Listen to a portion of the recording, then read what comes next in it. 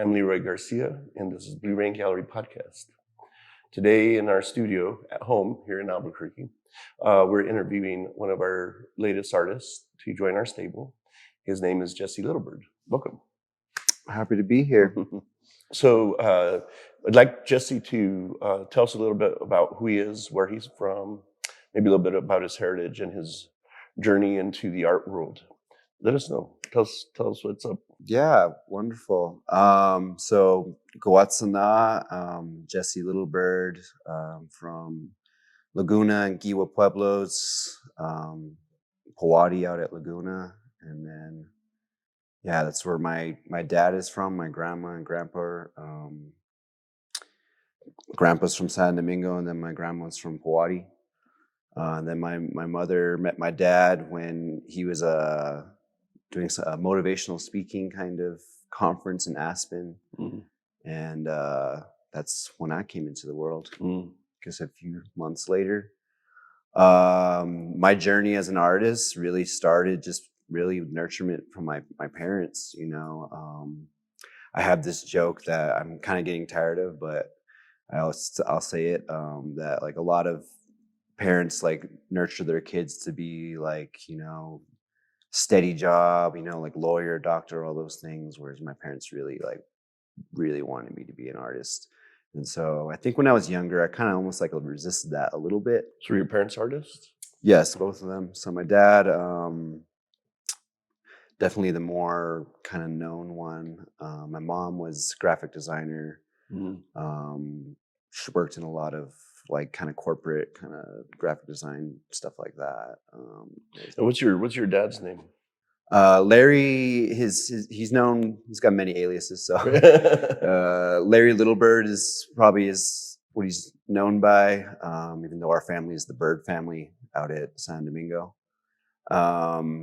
He's done everything from being the first Native American to be portrayed in a leading role in A House Made of Dawn, and Scott Momaday's Pulitzer Prize-winning book, the adaptation of that, down to leading storytelling workshops and theater groups. He started at IAA as a painter and sculptor. He even did flamenco dancing way back in the day too. Yeah. Multi-talented man. That's great that you had a great influence from parents and encouragement that way. Yeah. I'm one of those that doesn't believe that college is everything. You can still be in America and make it your own as long as you pay the price for something. Roll your sleeves up and get into it. So when did you know that you were really into art? About what age? I remember distinctly as a kid, I could have been more like 3 years old, and like kind of stumbling into my dad's like little home studio. Everywhere we've always lived, my dad has made a point to have a little home studio. And he didn't get mad when he kind of just found me in there messing around with some like oil paints or something like that, almost like finger painting, maybe probably. And so definitely then, and then later on, my mom really always had like arts and crafts and everything for us. And I guess really just being surrounded by artists too, always going to different types of artists. And I think the most important thing was story for me. Growing up in a house where storytelling was very... in the Pueblo culture, it's a storytelling culture, right? Amongst the Pueblos. And then, just being on the Pueblo, going to the Pueblos, I kind of have like a unique New Mexican experience, being that like we didn't really live out on the reservation, but we'd always be there for all different ceremonies and feast days and stuff like that. So exposed to that culture, seeing a lot of Native art here just in the Southwest. But I guess where I really started taking it like actually seriously, where I started calling myself an artist, really started happening a decade ago when I got into like film and a lot of writing, photography and stuff like that. I went to UNM for photography, so like a lot of my background kind of comes from that photographic way of depicting story. Very visual in that sense. Yeah. That's pretty cool. Sounds like you're a lot like your dad. Yeah, multi-talented. multidisciplinary. I always kind of might be attributed to my ADHD a little bit, Yeah. like I can't focus on one thing. So it's been really nice for me in my own sense to like be so involved and focused on painting for the past 6 years. Yeah. Um, When did you realize when did you realize your own voice in painting, your own style? When did that come about? yeah, I think that's the most exciting thing about being an artist is that you're constantly like finding things out about yourself, finding things out about what you're saying. Um, my voice now, I look back on the past 6 years of everything that I've done, and I kind of do see like, oh, it's like this evolving thing, and it's exciting to me. So it, I have this like certainty about what I want to say, and the certainty about like what I want to put onto the canvas. But in other ways, it's really exciting for me to like see it unfold. And, I often look at paintings that I did like 6 years ago. And I'm like, wow, that's who I was back then. And I Hmm. think a lot of painters can relate to that. And some people might be a little like, I know some people that like hide things away, like, oh, I don't want people to know who I was like back then, or like Hmm. they're embarrassed or ashamed of who they were. But I really kind of like look at it as like a timestamp of time in Of your life. progression. Yeah, progression or just the way the world was, how you thought, and So, yeah. who do you look up to as far as painters in your genre? Who's been the biggest influence of you in helping you develop style or your Mhm. voice? Well, definitely my dad first, just because I grew up seeing a lot of his work. A lot of the older native painters like T.C. Cannon and Fish Shoulder, uh, Rothko, all the great like abstract expressionists for sure. When I was a kid, I remember watching the Julian Schnabel Basquiat movie too. Hmm. My sister showed me that, and that definitely had an impression on me because I never really had seen a movie that portrayed an artist in the way that they portrayed the Basquiat movie. Yeah, And it was like very tragic, and very kind like of dark. dark, yeah, and exciting, and like really displayed that era and like That just was such a cool era, man. I mean, that you got to yeah. hang out with some of those people, but that was a big transitionary part in Native art with Hmm. those guys. They really took risks. Yes, Hmm. R.C. Gorman's in that group too. Earl Biss. Yeah, Those artists really took risks and moved everybody forward and gave everybody today an opportunity to definitely. progress. So that's cool. I want to talk a little bit about some of the paintings that you currently have in inventory. And Sure. one thing that stands out to me right off the bat is scale. You like to paint large format, don't you? Yeah. I think when I was in school, especially like in art school, like at UNM and stuff, I remember kind of like having my own interpretation of like what did like America give the art, like the Americas they gave the art world, and even down like into South America. It's like I think what we really gave uh, the established like classic art world is we gave them scale. Hmm. Like that's what a lot of the abstract expressionists did, like and so Well, like the I Basquiats are huge. Some of those yeah. things, right? They're big. Yeah, and so I remember when I was a kid, or I like watching some of those movies, or seeing, or going to like a museum, and be like, wow, how would like even production of making something this like an object like this? And so I've always been attracted to scale in that sense because I do consider myself an American painter as much as I am like an indigenous American painter. I'm an American painter, and I think scale has a lot to do with that. Um, and it wasn't until like a lot later that I even like, well, how do you even go about like producing big paintings? Because it's like it's a whole production. You have to Oh have yeah. storage for them. You have to have like you have to make them yourself most times. So it's a lot of custom Stretching. stretching and Hmm. stuff like that. Experimenting with some of my early paintings were all on masonite. That's like what Jackson Pollock used, like when he was doing Yeah, his people drip are confused. paintings. They're like, why are people painting on board? Like, well, that's how it started. Because Yeah. canvas was too expensive, so they painted on board. But Yeah. that's a pretty common archival way of painting. Yeah. Or even like some of the churches, you know, they paint on direct on wood and stuff. A lot of these oil Mhm. paints are on wood. And so, um, yeah, I mean, my dad got me painting on masonite, but I always would paint on little tiny ones. And then I didn't realize that it's like we start using the whole boards and everything like that. And I was very fortunate to have studio spaces that had high ceilings or like big spaces when I was kind of 3 or 4 years ago starting out. Um, so yeah, like the materiality of it definitely is what keeps it exciting for me as a painter, you know. So, tell me about the mediums that you're using. Is it oil on canvas mostly? It's a bunch of mixed media. When I was first kind of starting to paint, I just was, you know, it comes down to like cost, you know.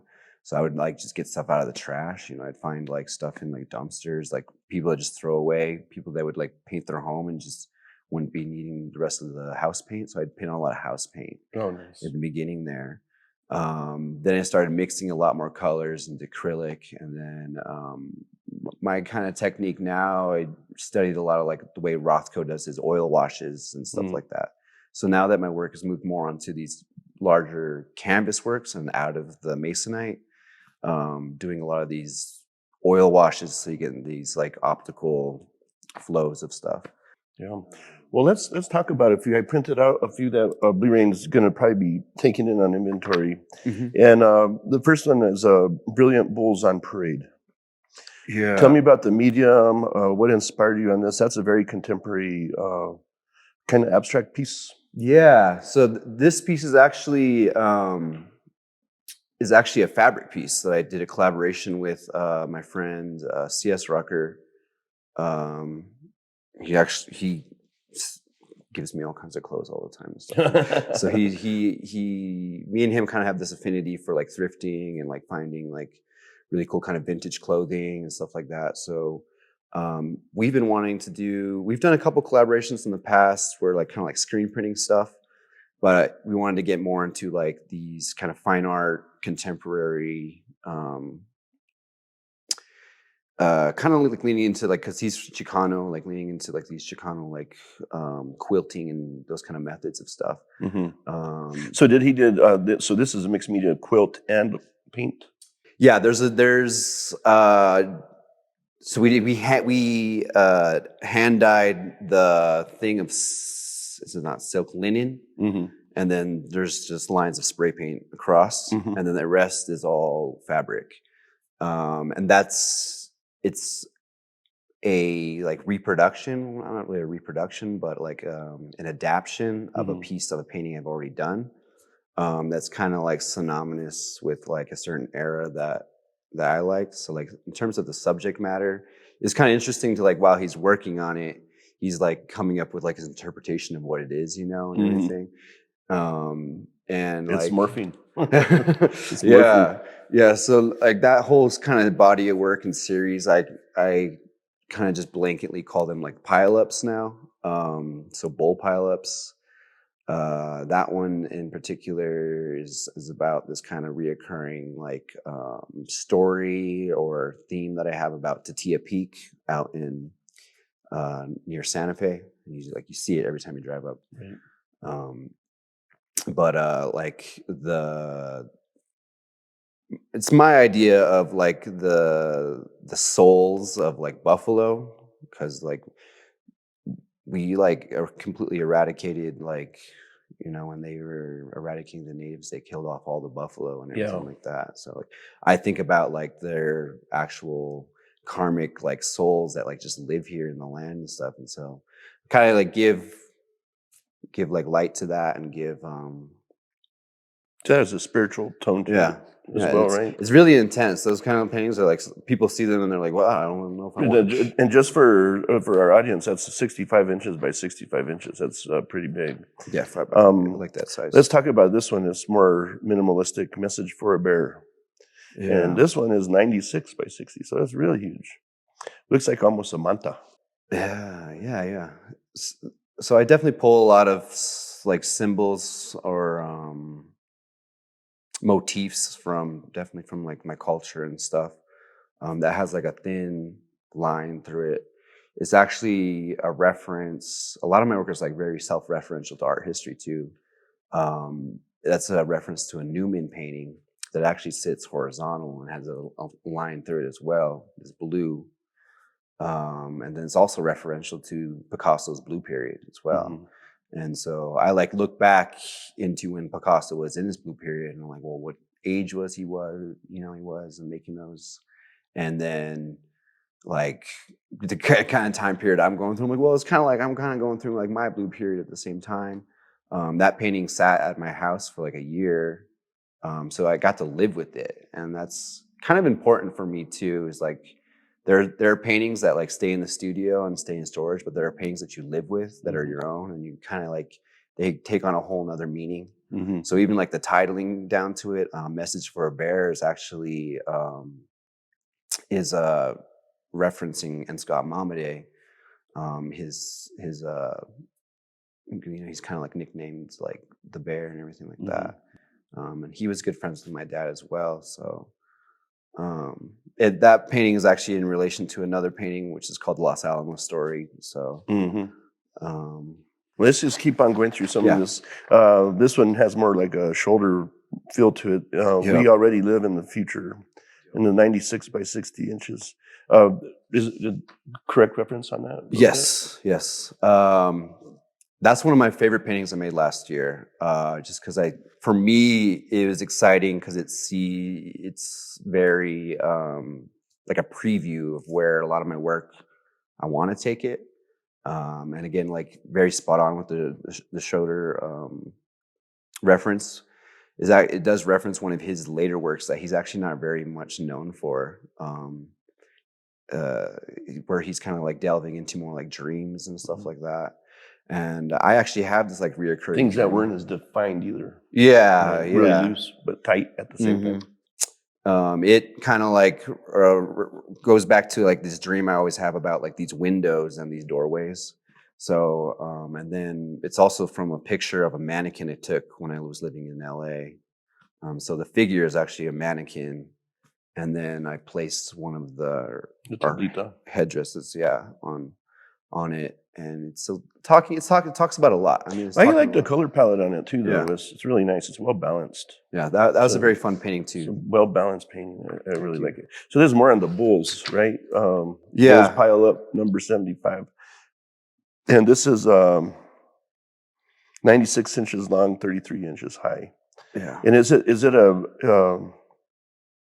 so this isn't with other linens from your friend? No, this is a pure painting. That's a painting, and that's a mixture of aerosol, oil stick, and oil paint. And that's like a fun one to me because I actually finished it in like the title, I guess, last night. I mean, it might be a different title now. I called it the 95, 96 Bulls because championship time. Yeah, championship. Well, the colors are there, right? Yeah, and I was like, wow, it looks just kind of like if the Bulls were piled up like that. With some lightning bolts. Yeah, I really love like sports too. I grew up a big like Michael Jordan, Kobe Bryant fan, so. That's a reminder. The first time I ever went to an NBA game, it was the NBA Finals. In Chicago. Oh wow! 5 rows up, center court. I was like, oh my gosh! Oh wow, that was amazing. So I'm like, it was a great opportunity. Here's one: Los Alamos Story or Chain Reaction, and that has some hardcore Pueblo motifs right down the middle. Yeah. So that one was one of my other favorite paintings I made last year. That's a big, tall one. 144 inches by 84, right? Yeah. Woo. So that actually started out as a kind of like some of these pieces I've been doing about kind of like the atomic bomb. It started out that way, and then I was like, I don't want to make a painting with a big old mushroom cloud in it. I want to have it be a little more ambiguous, and there's a lot of layers that went into that. I actually completed that like on camera when they filmed the Visit ABQ, like a kind of like a tourism like little spot video. Uh-huh. It was on camera of me finishing it, and I had been looking at that painting for like a month. So like a lot of my process actually just involves like looking at something, like just staring at it for like days on end. And I always kind of feel a little like a little anxious when I don't get time to actually stare at things and like see when they need to be completed. I was thinking about logistics on this. You need a Penske truck. Oh yeah, so that's a lot of. I mean, go back to talking about like production of big paintings. That's a lot of it. Is I like rent a U-Haul like 3 times a month just to move things around all the time. Yeah. But that's like built into what I want to do, and like that's kind of like my commitment to doing stuff like that. Yeah. Uh-huh. Here's one, and this we talked about the other day, me and you, but your landscapes are developing really nice. Yeah. And this is Prayers for a Good Winter Up North, and it's a triptych. And each panel is 48 inches by 48 inches. Tell me a little bit about your development into landscapes. Yeah. So the landscapes, I feel like the early part of my career, like a lot of my work was very like intense, and like there wasn't a lot of tranquility in it. It was like very like a lot of energy in it. And so I was like, well, how can I transfer a lot of this energy into something a little more like being at peace and having like beauty? And I'll paint like beauty like with the female form or like figurative stuff every now and then too. But for me, like where I get a lot of sense of tranquility and peace and being like um, grounded is when I go out and be in the land. And so I started just like, well, I'll start painting landscapes. And I paint all of my landscapes from memory. So I don't really use a lot of like photos or anything referential of that. And it's not on site because it's too big. Yeah. I've been wanting to start transitioning into doing like large scale plein air painting, just to see how that changes and affects it. But my landscapes from the past like 4 years now have all been from like memory and sense of place. And then like they've gotten being known with the symbols in the sky Mhm. and or like lightning bolts. My favorite ones are to do the lightning bolts. Yeah. I So this one has a lightning bolt with the sun or something on it. Right? Yeah, so that one was started as part of a residency I had in Washington, D.C. 2 years ago, or like a year and a half ago. And the part of that residency was like having open studios and speaking with people and seeing how that affects the work. Mm-hmm. And kind of like live painting in that sense, and like talking about like community issues or community like what's happening in their community and stuff like that. And so I created that one and a second one, and then a large 8x8 community piece where people actually would write words on it, symbols on it, and then I did my buffalo souls on the bottom. Oh, nice. Yeah. So, but that one I just finished just recently. I always do my landscapes like affected by whatever season it's in. So it's like now that we have getting all this snow and Yeah.